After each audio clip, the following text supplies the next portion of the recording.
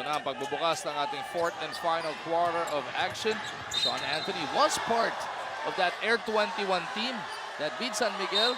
He was also part of that Power 8 team that took down BMEG a few years ago. A big piece in the puzzle here. Nangyari.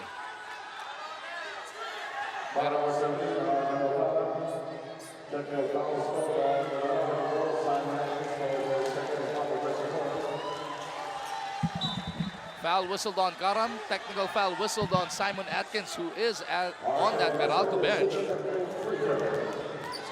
foul shot being taken here by Marshall Lassiter. Improper bench decorum. But you take a look at the progress of this game from a 12-point lead that San Miguel enjoyed in the first quarter. Bumabayan sa 7.5 and then down to 2 at the end of 3 quarters. Fourth quarter at sa atin ng Motolite for Express at service call 370-6686. 68-65. Ross with a 3-point lead goes to Tubid. 3-pointer is good for the fearless. At sa atin ng PLDT on DSL triple play plan. That's 5 points for Ronald Tubid. Only had 2 points at the turn. Remember, he's coming off a big 15-point explosion last Saturday. And 10 of those 15 points came in the fourth quarter. Uulit pa siya dito. Ang hinahanap na San Miguel is a spark, but can Ronald Tubid fill the bill? Nathan fouled on the way to the cup. He'll troop to the line for 2 shots. Kasama niya sa seg sina Emmett, Anthony, Karam, and Dillinger. Malaking contribution dito ni Reynald Nathan. Nabong really hasn't been able to show too much in this game. Very quiet 5 points sa kanya. Free throw still Nathan at sa atin na Smart. Live more. And that's because Nathan has been playing excellent ball on both ends. Niluwa lang ng ring yung una niyang free throw as Arizona Reed will replace Santos na may 5 ng personal foul. Congratulations nga pala kay Maui Brittiller, ang ating Moneyball Best Player of the Day. Makakatanggap ka ng 4,000 pesos. Hugnatan takes care of this second. Makakasama ni Reed ngayon sa seg. Itong sina Lassiter, Tubid, Ross, and Fajardo. San Miguel trying to add to this 5-point lead, 71-66. Arizona against Anthony. Pupunta kay Tubid. Ronald in trouble, lost his dribble. 6 seconds to shoot para kay AZ. Anthony all over him. Tubid's on the floor. Lassiter on the move.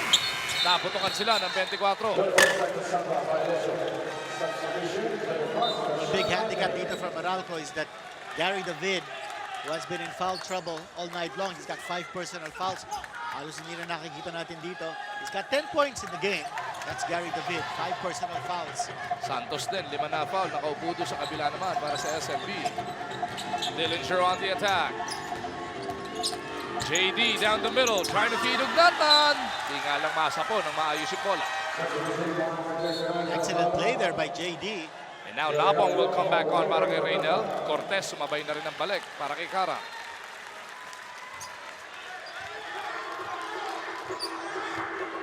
Ross against Cortez as they get it across. AZ coming out to meet that pass. Pupunta kay Marcio. Lassiter hesitated, thought about the 3. They go to Junmar underneath. Tatlo na kumuyog. Walang problema para kay Fajardo. Junmar Fajardo, what a move. 18 points now for the big guy. Dillinger coming out to meet that pass. Nabong offering the pick. Dillinger cycling it to the left. Emmett from deep. Punches it through! Atid sa atin ang PLDT on DSL triple play plans. That's his 3rd triple of the night. He started the game with 2 consecutive 3-point shots. He has brought Meralco back to within 4. Coach Norman Black really wants to put pressure on the ball handler bago maipasok yung bola kay Junmar Fajardo. Lassiter babawi. Bang! Atid pa rin sa atin ang PLDT home DSL triple play plans. This is what the fans came to see. A kind of shootout like this. It's down to the last quarter. This is a do-or-die game. Win or go home. Last quarter of the season para sa hindi papala rin dito. San Miguel gets another stop. Lassiter once again. Bang! That's a catch catch and shoot for Marshall Lassiter. Hatid pa rin sa atin ang PLDD on DSL triple play plans. Marshall Lassiter catching fire para dito sa SMP, and their lead is back to 10. First from top of the key, then the catch and shoot as the Dean put it from that right wing. Timeout muna para sa Bolts. Hatid-satin ng KFC. Log on to kfcdelivery.com.ph or dial 887-8888. KFC, so good. Itong San Miguel Beer starting to find the right answers to the puzzle that is the defense of the Meralco Bolts. How are they getting it done? I think they're getting it done because they're sharing the ball. They're looking for the guys who are open. They're recognizing kung sinong mainit. And Marshall Lassiter, he's the man of the moment for San Miguel. And what about Meralco now, realizing they've got 9 minutes to make a difference, to make an impact? Binalik nila si Gary David. They need his firepower. He's got 5 personal fouls. Hugnatan is still sitting down, but now they're going with an explosive unit on the floor. Coach Norman telling them this is their time right here, right now. Cortez for a long one. Bang! Right in the nick of time, beating the shot clock. That's a big three-point basket. Galing kay Mike Cortez. The Cool Cat answering the call from Coach Norman Black. 79-72. San Miguel abante pa rin. Lassiter traveling yun. Gary David right there, anticipating kung anong gagawin ni Lassiter. With his 5 fouls, sinabayan niya, Yeah. no?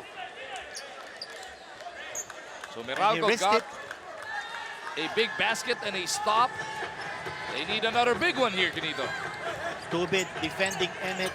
Done a good job keeping the ball away from his hands. Cortez gets it over to Anthony. Hinahanap nila si Gary. El Granada nagpakawala. Di ubra, Junmar para sa board. Lassiter, who is starting to heat up in this fourth quarter, gets it up. Papunta kay Ross. Reed back to Lassiter. Back to AZ. Scooting through, niluwalang yung. Wide open shot for AZ because nandun yung screen given by Junmar Fajardo. Emmett is fouled by Tubid on the reach-in. That's that pesky defense of Ronald Tubid. Coach Leo Osra reserved Ronald Tubid for his defense against Emmett here down the stretch. Cortez on the attack. Hodge on the move, down the middle. Puts it up. It's a wild one, asking for a foul, but Junmar was right on top of it. Sean Anthony again defending Junmar Fajardo. What a mismatch sa loob. Fajardo begging for the ball. Lassiter down the middle. Back irons it. Cortez looking at Emmett in the front court. Cortez though hung on to it a little too long. Arizona will make him pay sa kabilang dulo. Big turnover here from Meralco. Andre Emmett a bit upset na hindi niya nagawa yung pasa na yun. Now Cortez wants to swing that ladder around. Tubid, inaasawa si Andre Emmett. Di ayaw patanggapin ang bola. Andre coming all the way out para makuha yung pasa. Emmett up, under, not even. Arizona with a steal. AZ will lay it in sa kabilang dulo, and the San Miguel Beermen are looking to break this game wide open. Well, off the pick and roll, kanina nakita natin on the switch. Getting rid of Ronald Tubid, but yung nakasalubong doon against Emmett was Junmar Fajardo, leading to a fast break 2 points. You watch it right here. Nakasalubong si Junmar and then AZ Reed and then transition 2 points. Good defense translating into excellent offense. 2 words, or rather, yeah, three words tattooed on his left bicep. Those 3 words, hard work and dedication. Those words were actually tattooed by a Filipino tattoo artist. And he wants to take those 3 words into a return trip against his former team, Rain or Shine. If they hang on, they start that semifinal series sa darating na Thursday, 7 p.m. dito rin sa Big Dome. Pero una nating semifinals will be on Wednesday. It is going to be Alaska kontra Star. Alas 7 rin ng gabi yan as we get this report from Miss Apple. Sipag ang hinihingi Coach Norman lalo na sa depensa. Hindi daw pwede mag-turnover sila tapos magbibigay sila ng layup on the other end. Pangalawa, early work pagdating kay Fajardo and AZ Reed as much as possible. Don't give them space to operate. Mag-win the team. Thank you, Miss Apple. Well, turnovers hurting Meralco at this stage. Coach Norman looking to pull out all the stops here. He's going to need every ounce of experience he's ever garnered in the world of basketball to try and make up these 10 points. First up, they need a stop. What about Karam in the game at this late stage? Arizona to Ross. Dun sa ilalim. Bitin yung reverse. John Mar is there to clean it up. Nobody there to put a body on Junmar Fajardo. He's just so big, so massive. That's a 12-point lead para dito sa Beermen. Is it going to be a reunion between Arizona Reed and Coach Yang Giao? Or can Meralco somehow take this one away from SMB? Again, Tubit in the face of Nemeth. Bailout He's having a jumper. difficult time against Tubit. Shot clock was almost out. But somehow Karam came up with the offensive rebound. Tandaan natin, Meralco wants to book that semifinal seed versus Rain or Shine for some revenge. Last conference, na-sweep sila nung Rain or Shine. They want another crack at the Elasto Painters. Nathan back on the floor. But Gary David needs to get his offense going. That won't help. A miss from the baseline. But he was seated on the bench for a little too long because of foul trouble. The SMB faithful starting to make some noise. Lassiter na naman. This time, papunta kay Fajardo. Junmar spins baseline. Foul before the attempt, says the referee. Coach Leo motioning for a timeout. And with 5:19 remaining in the quarterfinals, The Coach Leo Astra, I think he wanted to preserve him from when they badly need his interior offense. At hinintay ni Coach Leo Astra na mapagod yung interior defenders ng Meralco. So good job of pacing Junmar Fajardo. Lassiter for a long one. Ross keeps it on that side. That's a backbreaker if you're Meralco. You play 23, 22 seconds of defense just to give up the offensive rebound. Ross on the move. Down the middle, on the left side. Junmar is there to clean it up.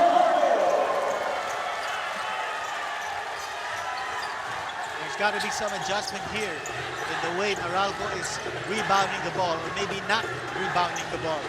Emmet has to be a little more assertive in helping out Reynel Hugnata.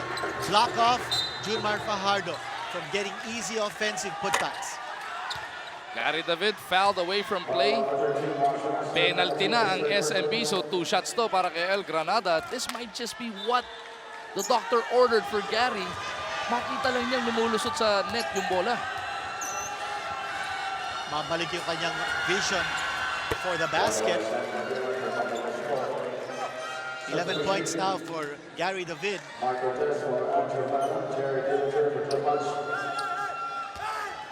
Si Mike Cortez, pinalik ni Coach Norman Black.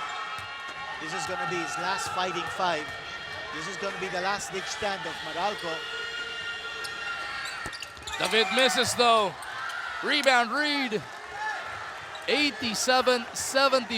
13 puntos po ang kalamangan ng SMB. 4:20 na lang natitira dito sa quarterfinals on this Make or Break Monday live on TV5. Reed against Dillinger. Attacking him. His pass natapik pero merong foul.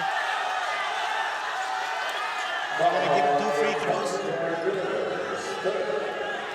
No free throws. No free throws. May 2 fouls to give pa dito. Meralco. San Miguel is saying that he was in the act of shooting. Oh, okay. Yes, they give him the 2 free throws.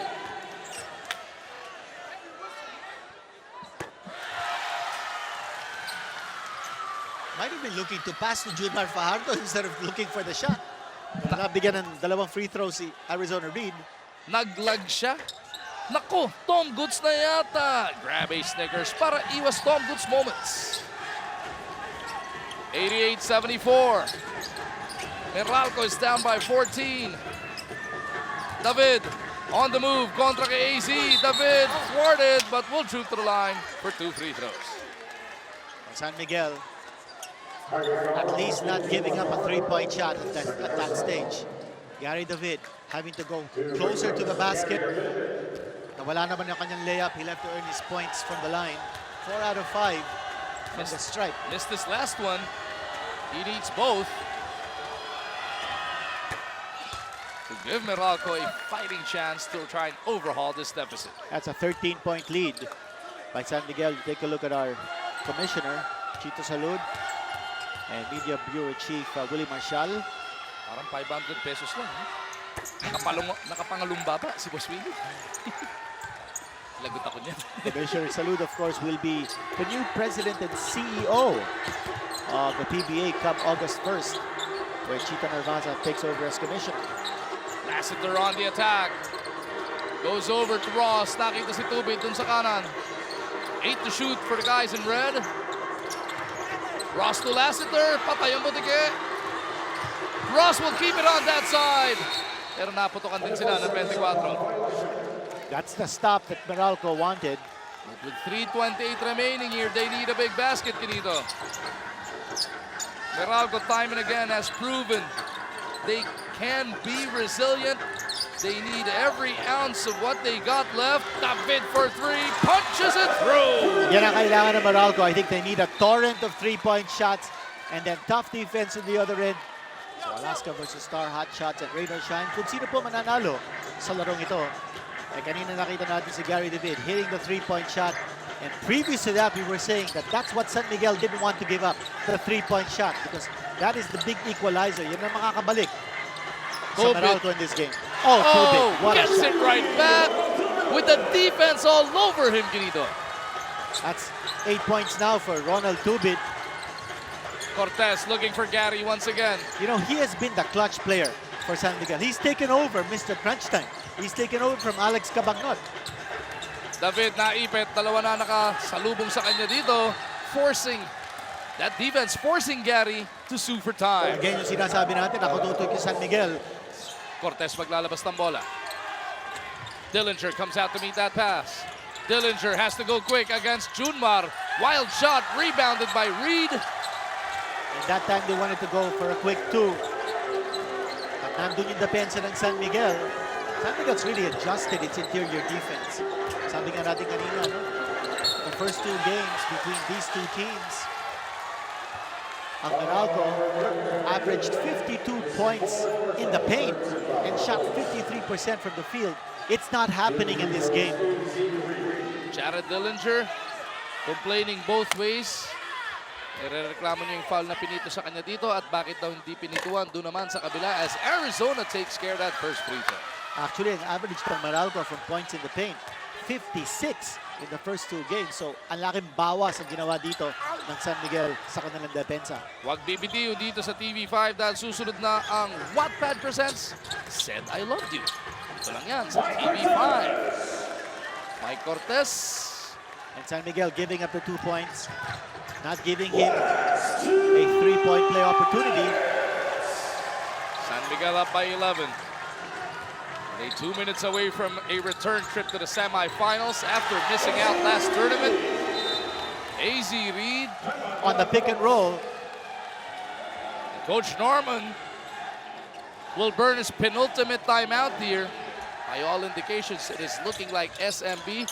But etong Meralco has a minute and 49 to try and overcome this 13-point deficit. Mintis nga lang si Gary. That's another 3-point attempt. Galing kay Gary David. And what about San Miguel's defense? Holding Meralco down to 81 points. You remember ko nung ginawa ng Meralco, last Saturday nung tinalo na rin San Miguel, they scored 106 points. And in the first game between these two teams, Meralco also scored 106 points. But this time only 81 points. The defense of San Miguel has worked extra hard tonight. Marshall Lassiter with what might prove to be the exclamation point. Hindi pa pala, yung pala yun. Junmar with a block. And the San Miguel Beermen should be on their way back to the semifinals with rain or shine waiting for them. At kasasabi lang natin about San Miguel's defense. Yun, another block shot coming from Junmar Fajardo. Hinabol yun ni Junmar.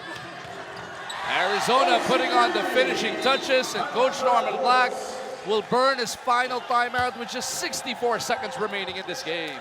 So that's not gonna happen in this game. Nag-adjust ang San Miguel both defensively and in pacing their players. And looks like, yes, as you said, they are on their way to a semifinal date with rain or shine. Great execution off that timeout. The Yeah. perfect pitch mula kay Cortez. Papunta kay Emmett, pero ang orasan natin ay paubos na dito. And Emmett ends up giving up the foul on Tubit.